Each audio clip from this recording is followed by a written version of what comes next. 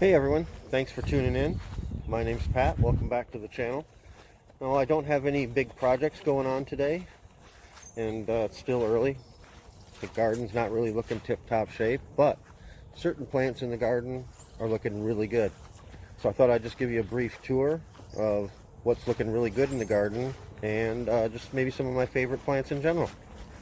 Alright, let's start here. This is rhubarb. Maybe not one of my favorite plants, but it does have two big things going for it. It's perennial and it's edible, and any plant like that is great in my book, so it'll stay around. I will make an occasional rhubarb pie. Like I said, it's not my favorite, but it comes back every year. I don't really have to do anything, and it provides some food. And along on that same theme, here's my patch of raspberries. These are just wild black raspberries. I didn't plant them here. They just came up by themselves, and I've just kind of given them this space. And again, they don't take much effort on my part. In a couple weeks during the summer, I get to eat a lot of raspberries, which is great. Behind them you'll see these bigger shrubs. These are providing a shield basically between my backyard and my front yard, and they're a viburnum. The variety is called blue muffin. Flowers are fairly small, but they're still early right now. They do provide an effective screen. I mean, they were really small when I planted them here probably 10 years ago. They're now probably about 8 or 9 feet tall. I guess what you could say one drawback of these is that they will attract a lot of insects, including a lot of bees. So if that's a problem for you, you really don't want them close to your house the way I have them, but it doesn't bother me, so I like them quite a bit. Alright, let's move over to the shadier part of the yard here. This is a big square bed that I think used to be some kind of water feature, but it's long since been filled in and made into a perennial bed. It's kind of a part shade, part sun bed. Here's one of my favorite perennials in this bed. It's called Brunera or Brunera. Has these great variegated leaves. I think this variety is called Jack Frost, and these kind of unique tiny blue flowers. I like those too. Yeah, this is a really good part shade or even full shade perennial. It does really well in this bed. I don't really have to give it any extra water. Does really well, and that foliage stays looking nice through the summer, well into the fall. Sometimes it takes a really hard frost before these leaves stop looking nice. And this whole part of the bed you can see is taken over by Rudbeckia, another favorite perennial of mine. Usually thought of as a full sun, but this bed I think just gets enough light in the afternoon for it to do well. You know, I will definitely feature that plant in future videos. I use it quite a bit. The centerpiece of this bed is this patch of Japanese painted fern, which I like a whole lot. Wonderful color. Does really well in the shade. Does really well in this bed. Just gets enough light, enough shade. It's even spreading around a little bit. About the only drawback I can think of this plant, because I really do like it a lot, is if you're trying to buy one at the nursery, they're pretty expensive.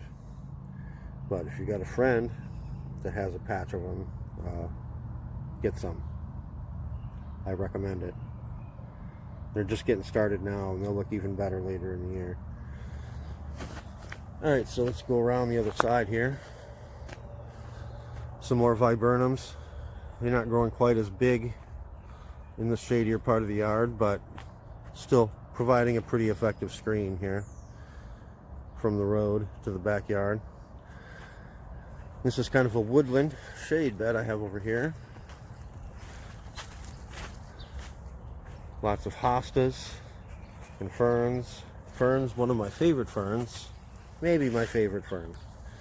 The Ostrich Fern. Just a great landscape plant for the shade. Especially if they get enough moisture. You can't really use them in a spot where it's dry, but they grow big, they spread around, they're easy to transplant, share with other people, move to other parts of your yard. They're pretty great. Mixed in with some daffodils here, and then quite a few different hosta varieties. I'm not even really going to try and tell you what all these hosta varieties are. I'm pretty sure the big light green one in the back there is some in substance. I really like the larger hosta varieties in this bed. It's, you know, along with the ferns, they need a fair amount of moisture, but we have, luckily, all the moisture that comes down off of this hill or down from the road up here comes down through this bed and drains all the way back towards my pond way in the back. So this bed stays nice and moist.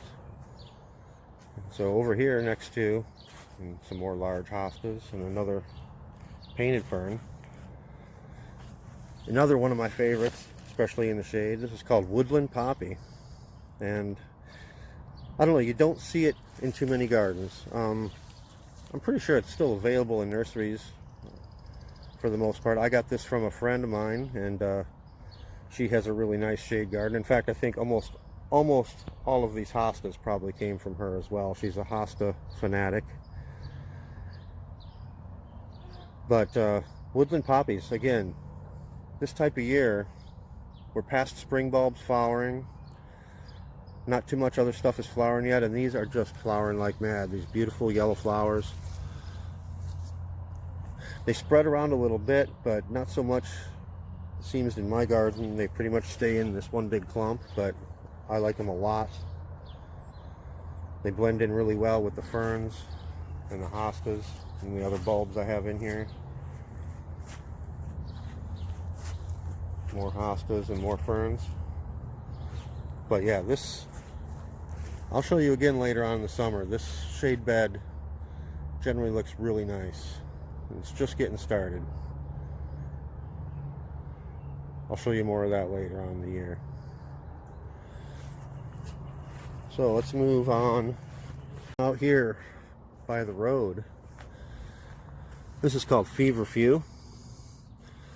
It's a perennial herb. It reseeds like crazy. You can see it's turned itself into a borderline weed in my yard. It reseeds like crazy, but it does get these pretty nice yellow and white daisy-like flowers. It's pretty easy to pull out if it gets where you don't want it. And like this patch, for instance, once they're done flowering, I just drive over it with the mower. So works out pretty well. I like them. And this, I'm going to finish with the best for last here. This is flowering quince. Just a wonderful flowering shrub. I mean, people used to grow quinces, I think, back in the day for their fruit. And they have a really hard, bitter, tart fruit that if you added enough sugar to it, you could make jelly out of it. I don't know, maybe people still make quince jelly, I don't know. But there's quite a few nice flowering varieties bred for their flowers, including this one here. And I'm not sure what variety this is. I didn't plant this. It's been here since I bought the house, but I do love these wonderful red, bright red flowers. And this plant is growing out by a hot, dusty dirt road, and it's competing with moisture for a, I don't know, with 100-foot tall spruce tree here. And it just flowers like mad. It's really a great shrub.